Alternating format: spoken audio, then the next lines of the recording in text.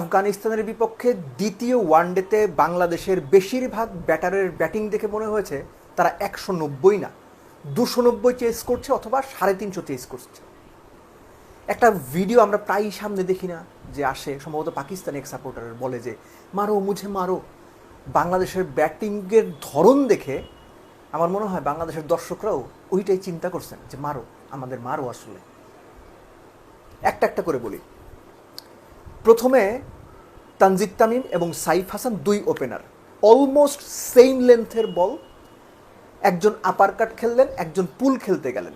দুটো বলই আপার কাট কিংবা পুল শট খেলার জন্য বা হুক শট খেলার জন্য আইডিয়াল বল না, আইডিয়াল লেন্থ না।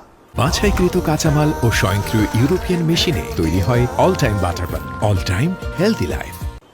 আমি বুঝতাম বাংলাদেশের রানের প্রেশার, ওই শট তখন হয়তো ঠিক আছে, কিন্তু তানজিদ তামিম এই সিচুয়েশনে জানেন যে উইকেটে থাকলে রান আসবে, উইকেটে থাকলে জেতানো সম্ভব। ইব্রাহিম জাদরান সেটা দেখিয়েছেন ব্যাটিংয়ে, তিনি পুল শট খেলে বসলেন।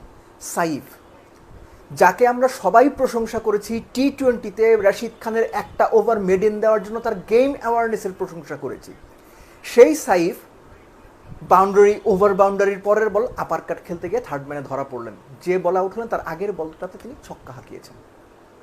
নাজমুল হোসেন শান্ত, সবচেয়ে বেশি আপসেট আমি নাজমুল হোসেন শান্তর রান আউটটা নিয়ে। কেন আমি বলছি, বাংলাদেশ ক্রিকেটে নাজমুল হোসেন শান্তরাই এখন সিনিয়র, এবং যাদেরকে ক্রিকেটের খুব ভালো থিঙ্কার মনে করা হয়, শান্ত ইজ ওয়ান অফ দেম। তাকে হয়তো ট্র্যাপ করা হয়েছে, জাদরান আস্তে আস্তে দৌড়লেন, শান্ত মনে করলেন হয়তো 2 হইতে পারে।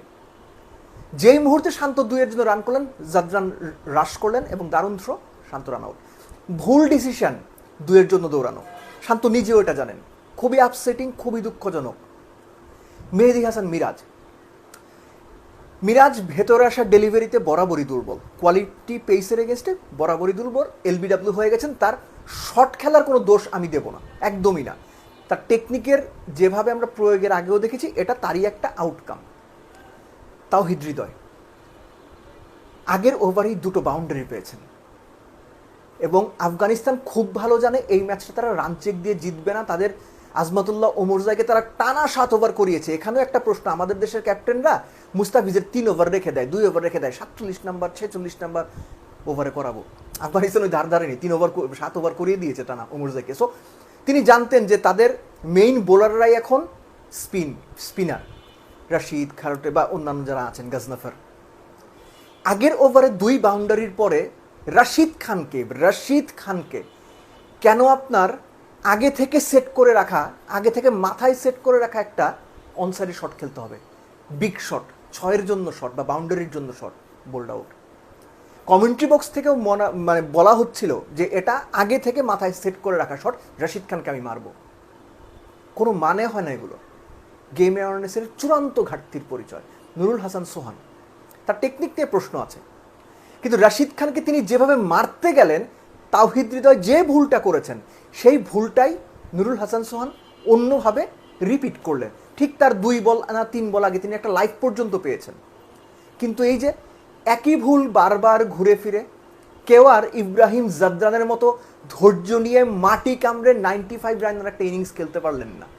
দলকে জেতানোর জন্য শেষ পর্যন্ত যেতে হবে না। এই ম্যাচ বাংলাদেশও খুব ভালো জানে, 40-45 ওভার সর্বোচ্চ ব্যাট করতে পারলে ম্যাচ তারা জিতে যাবে। জাস্ট একটা ভালো পার্টনারশিপ, 2 জন ব্যাটসম্যান উইকেটে থাকলে ম্যাচ জিতে যাওয়া যায়। বাংলাদেশের আর ধারই ধারলো না, মনে হলো ওই যে 290 চেস করছে তারা, বা আরও বেশি 320 চেস করছে। খুবই আপসেটিং, খুবই দুঃখজনক। এবং সবশেষ 15টা ওয়ানডে যদি আমরা ধরি, এই নিয়ে বাংলাদেশ বোধহয়, যদি ভুল না করি আমি, 9 ম্যাচে 100 বা তার আগে 4-5 উইকেট হারালো। এটা নিয়মিত হচ্ছে। বাংলাদেশের বোলিং ইউজুয়ালি যেটা হওয়ার কথা, বাংলাদেশের বোলিং সেটাই হয়েছে। আফগানিস্তানকে তারা পার্টিকুলার একটা ফেসে কত 82 বল কোনো বাউন্ডারি দেয়নি, যেভাবে টাইট বল করার কথা ছিল সেভাবে টাইট বল করেছে। Rishad was very good, Miraz was very good. So বোলাররা এই উইকেটে 200-র কমে আটকে রাখা, খুব ভালো বোলিং, যে কোনো বিচারেই খুব ভালো বোলিং, সবাই মিলেই খুব ভালো বল করেছেন। কিন্তু ডুবিয়েছে ব্যাটসম্যানরা কি একবার চিন্তা করেছেন? তারা তো মুখে বলেন যে বাংলাদেশের জন্য চূড়ান্ত পর্বে, বিশ্বকাপের চূড়ান্ত পর্বে না খেলতে পারা বা কোয়ালিফাই খেয়ে বিশ্বকাপে খেলাটা বাংলাদেশের জন্য আইডিয়াল না, বাংলাদেশের চূড়ান্ত পর্বে খেলা উচিত, আমিও সেটা বিশ্বাস করি। কিন্তু এই যে আপনারা 10 নম্বরে আছেন র্যাঙ্কিংয়ে, একটার পর একটা ম্যাচ হারছেন, সবশেষ 5 আপনার বাইল্যাটারাল ওয়ানডে সিরিজে 4টাতে আপনারা হেরেছেন। আফগানিস্তানের বিপক্ষে দ্বিতীয় ওয়ানডেতে ব্যাটসম্যানরা ওই কনভিকশন কিংবা ওই দৃঢ়তাটুকু দেখালেন না, ওই দৃঢ় প্রত্যয়টুকু দেখালেন না। কেন ভাই? একই ভুল বারবার আপনারা কেন করেন? এই ভুলের মাসুল কি? কে দেবে? এই ভুলের ট্রিটমেন্ট কি? ওষুধ কে দেবে? যারা ড্রেসিং রুমে বসে আছেন কোচরা, তারা হয়তো চেষ্টা করেন, তারা হয়তো ট্রিটমেন্ট দেন, কিন্তু মাঠে এসে উইকেটে এসে তাওহিদ হৃদয়রা, নুরুল হাসান সোহানরা কিংবা সাইফরা অপ্রয়োজনীয় মুহূর্তে শান্ত যেভাবে রান আউটটা হলেন, এগুলো মেনে নেওয়া যে কোনো দর্শকের জন্য প্রচণ্ড রকম হতাশার, প্রচণ্ড রকম কষ্টের, এবং দিন শেষে মনে হয় যে তাদের মধ্যে আসলে দলটার জন্য এই যে নিজের সবটুকু নিংড়ে দেওয়ার যে ব্যাপারটা, এখানেই বোধহয় একটা পর্যায়ে গিয়ে ঘাটতি চলে আসে।